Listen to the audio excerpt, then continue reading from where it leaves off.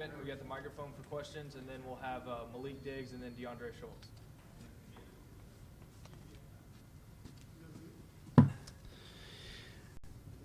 First of all, we're extremely excited right here. We're standing here 2-0 and got an opportunity to be 2-0 in the Southern Conference, which is a little bit unique this early in the year for us. But I thought it was a great way to open up the season. I thought it was the way that we had to open up the season, and I attribute a lot of it to a couple of the players that I've got with me, a couple of my senior leaders, DeAndre Schultz and Malik Diggs, who have done a great job of mentoring our guys and also getting them through camp, and for the most part, leading our guys into two critical situations for us against two Southern Conference teams that are very good. I thought both teams were extremely well coached. I thought both teams did a great job of defending us, and I thought both teams did a good job of attacking some of our weaknesses that we've been able to find.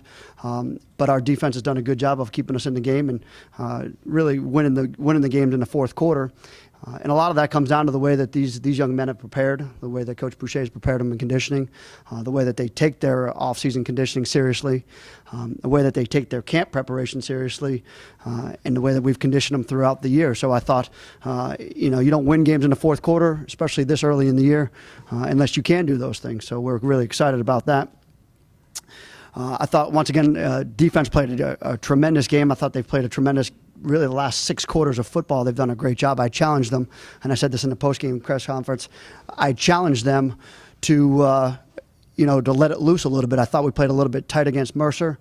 They let it loose a little bit. They made some great tackles. They made some great plays out there. They played a lot faster, and that was I think that was a simplified game plan for them, which I think worked out for them, which is always important that our guys play fast. Offense, once again, we got it done when we had the opportunity to get it done in the fourth quarter. Played 2 quarterbacks, which I stood up here last week and said I wasn't really what I wanted to do, but it was the way the game worked out. Dominique prepared well. I was a little bit surprised. I thought he threw a couple of good balls in there, and he had been off just a little bit in his passing game. We're going to continue to develop that, both of those 2 quarterbacks, and you may see 2 of them again this week. But I think they're both getting to the point where neither one of them have done anything wrong. They make great checks out there. They've both moved the offense down when they've had to. Of course, Jordan took the first drive down and scored, and Dominique took the last drive down and scored for us. So I thought both of them can do it. We've got no problems with them, and they both have handled it, extremely well and like mature adults, which is all we could ask for as a coach, that's for sure. A couple things that I think we can correct and do a better job of is our penalties. We hurt ourselves. We took some big plays off the board for ourselves, and a lot of those things are really self-inflicted. You'll have a couple of judgment calls here, but you can't always count on those for the officials. Sometimes they go your way, sometimes they don't. So we've got to do what we can to fix those. We went from having one penalty to 8 penalties for around 80 yards or so. So I think that's an easy fix for us. We've been working on that. I've talked to our players about it, and we can assure ourselves going into this week that that's going to be a point of emphasis for us. This week we've got a good Gardner-Webb team. We're really just focused on being 3-0 at this point. They've played 2 pretty good football teams. They played Elon, and really in the second half, I think they did a good job of themselves having good conditioning, because I thought they put Elon away in the second half. And really in the second half of the Western Carolina game this week was a close game until about the third quarter or so. They had one fumble as they were going in. Otherwise, that was going to be a 14-14 ball game at one point. They've got a dynamic quarterback. They've got a pretty shifty running back, and they're extremely big on the offensive line. I think they're all well into 300-pound range. On defense, they've faced a triple option, which is something that we always look at. We played them 2 years ago. They played Kennesaw last year. They played Wofford the last 2 years. So they know what they're doing against it. They do a good job against it. We're going to have our work cut out for us on defense. They've got a couple of new bodies in there, but for the most part on the defensive front, they've all played at some point against the option. So they do have some experience with that, and there's some very good players on that defense as well. So we definitely have our work cut out for us going on the road. It'll be their home opener, and I know they'll be excited to play for sure. And it'll be a 6 o'clock game, and should be a good crowd there. And I know that our crowd will turn out just like they did for the Furman game. I thought the 12,000 in the stadium was a great turnout for us. It was exciting. It was electric, and you could tell in the fourth quarter that everybody was still into the football game. The Corps cadets did a heck of a job of getting behind their team, and even though we usually like to go into that end zone where the Corps is, we had to go the other way due to the wind in the fourth quarter. So it took a little bit away from us, but I thought they did a great job of supporting us throughout. Any questions? Brent, you've won 2 conference games with an uncertain quarterback situation. Do you feel like this week you need to get the offense rolling a little bit like it did last year? Yeah, we certainly do. There's no doubt about it. And I made mention of the defense kind of simplifying their game plan. And I thought that's what we need to do on offense, maybe, is just simplify our game plan, allow our players to play a little bit faster. When we had most success last year, that was really our plan going in, was we were just going to be simple, do what we do, and operate and execute and try to get better at what we do. So, yeah, I do agree with you there, Jeff. And I don't know if the quarterback situation has anything to do with it other than I know I can control what I control, and that is, how many plays we were running, how many different types of plays we were running. And certainly when you face opponents that know you and know you really well, you feel like you have to do more. But really, we should probably be doing less.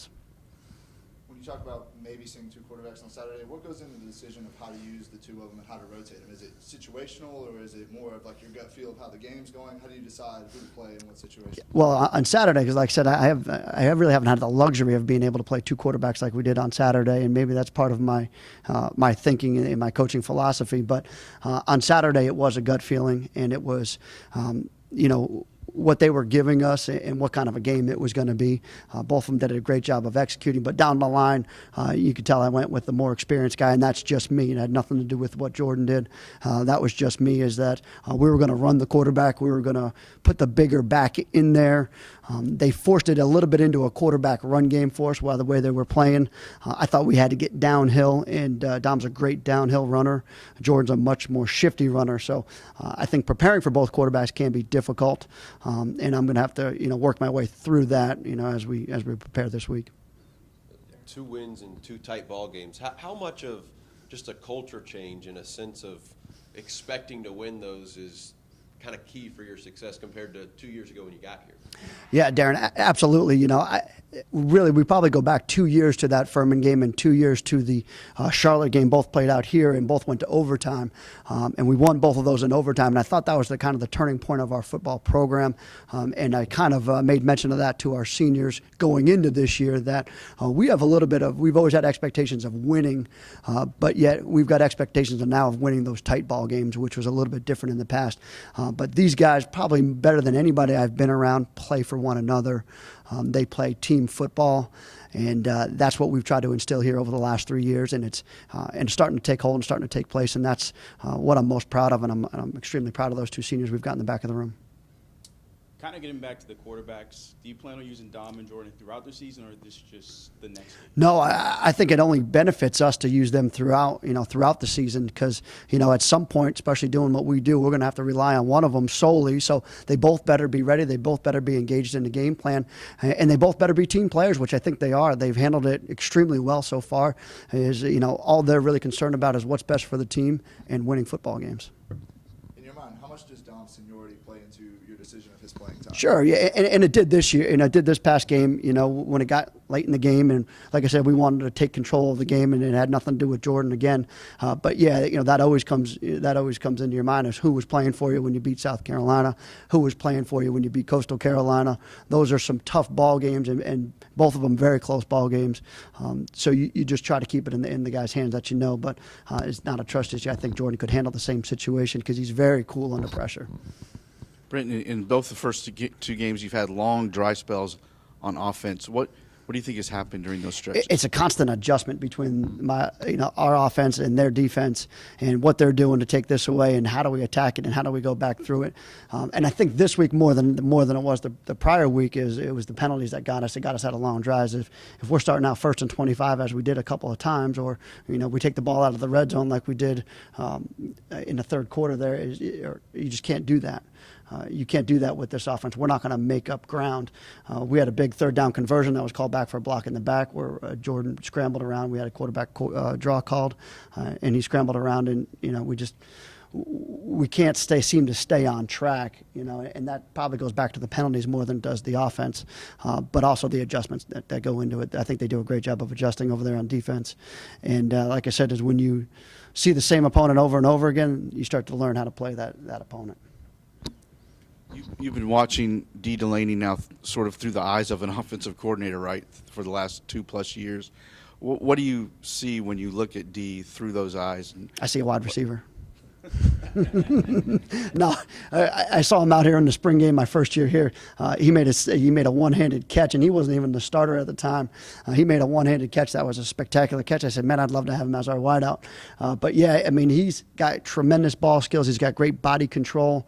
And, he didn't have a great game against Mercer, but he battled back and he had a terrific game. And I thought he was one of the keys to that win against Furman for sure, being that, the Mercer game wasn't his best, but he's going to get better throughout the year because he's a tremendous athlete. That first interception, it looked to me like he came off his man and read It was the a little pass bit of a bait. He kind of baited the throw a little bit, and when he baited the throw, he undercut it. Talking to those guys on defense, I actually asked the same thing as what exactly happened right there, and that was kind of a little bit of a plan. They saw that they were going to go something like that, and they had a little bit of the top coverage, so he felt that he can get underneath it and take away the under coverage a little bit, which was a great plan by our defense for sure and defensive staff. Anything else for Coach Thompson? Thank you, guys.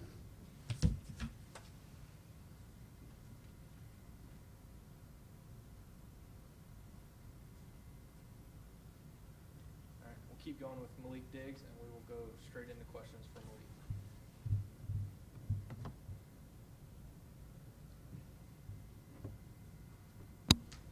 Malik. Malik, sort of following up on Darren's question, winning these close games, what has changed about the team that's enabled you to do that where maybe in the past, earlier in your career, that wasn't happening? When the coaches came, it was a big culture shock, and what we really focused on is how we practice, and we turned up in intensity in practice. We worked on situations in practice, so I believe it starts in practice and how we practice, and it all converts. A couple years ago, we weren't able to finish out games because we'll lack at some techniques or we'll get tired. Like he said, we worked on our conditioning, so it all comes from the practice that we've been doing. You guys, your defense gets labeled like a ball hawking secondary and things like that. I mean, is that something you guys take pride in? Like, what's that mean to you when you hear terms like that describing your secondary? It's really a whole defensive effort. We can't get the ball without the D-line giving us a good pass rush, and it kind of we're praised really for the DBs, but it all starts up front. If they're not pass rushing, then we can't go after the ball. So I want to praise the D-line for getting after the quarterback. They did it last year, and they continue to do it this year, and I want to thank them for the opportunities that we're getting. You guys were able to hold the last two teams under 53 points. What can you improve on this week? Like Coach said, we're just trying to be 3-0. It was a lot of laps that we had last game. You probably couldn't see it, but we want to work on our red zone defense. We want to work on getting off the field on third downs more. There's a lot of work to be done. We're not just going to be content with what we've done so far. When the offense is going through those lulls like they had last week, does the defense kind of feel it on their shoulders? Like, do you guys feel like you have to carry the team at that point in the game until the offense can kind of put you in a position to win it? Well, a game is all about runs. They're going to get up. We're going to get up. And Coach taught us sometimes they got to lean on us, and sometimes we got to lean on them, knowing that the last two games it's been up to them to drive down the field and put us up. And then once we're up, they put it back on us to hold them out. So it's not really that we're feeling the pressure from them. We know we can count on them, and they know they can count on us. Malik, as a fellow DB, what do you appreciate about D in his game? He works hard at it, and he's a student of the game. He always watches film. He does extra work after practice, and I came in with him as a freshman. We were roommates in early summer, so I've seen him grow. I've seen the work that he put in, and it's all paying off for him. Anything else for Malik? All right, thank you.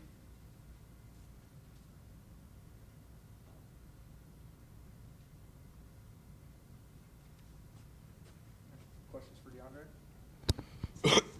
DeAndre, what's your view of how the offense has done so far this year? It's been 2 conference opponents, but there's been some long lulls in both those games. How are you guys doing? We try to stay positive. We know we got to continue to play hard, play fast, but we just got to clean up our technique. There's been a lot of sloppy games. We left a lot of points on the field, so our goal every week is to continue to get better. So whenever the next SoCon game or the next game this week come, we're ready to go. How do you think it helps having 2 quarterbacks that you can feel confident in now? They've both led the team to that game-winning drive in the fourth quarter. It feels good, you know. No matter who's out there, we feel confident. We know they're going to get the job done. They're going to bring their own type of flavor to the offense.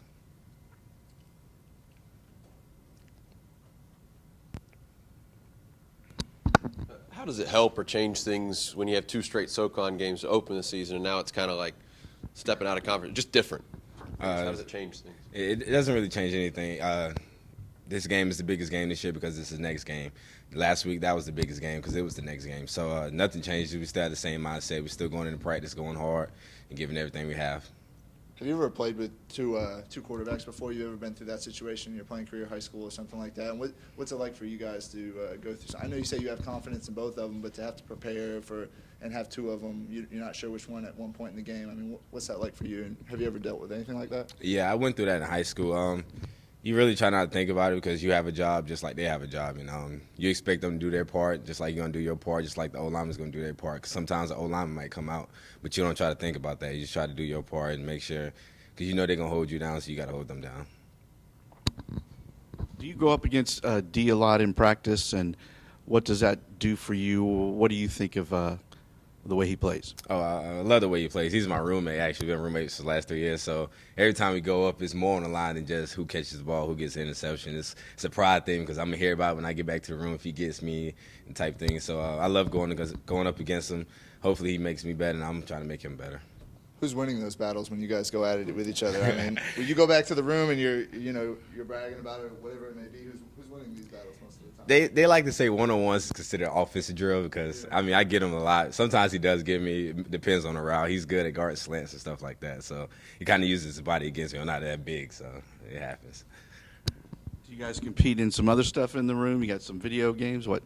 Oh, yeah. Actually, like a year ago, we had a trash can. It was during exam time. Probably shouldn't have been doing it. But we had balled up pieces of paper, and we was, like, shoot them in the trash can for, like, 2 or 3 hours straight. So, yeah, we compete at everything we do at all times.